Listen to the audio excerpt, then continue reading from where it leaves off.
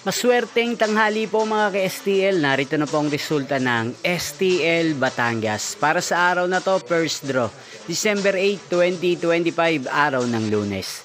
Naway ang mga natayan niyo pong mga numero kanina ay manalo nawa ngayong tanghaling ito, 12 PM. Kaya't kunin niyo na po ang inyong mga ticket, narito na po ang resulta.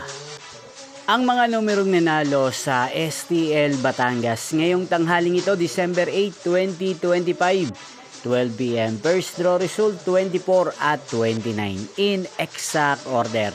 Again 24 at 29.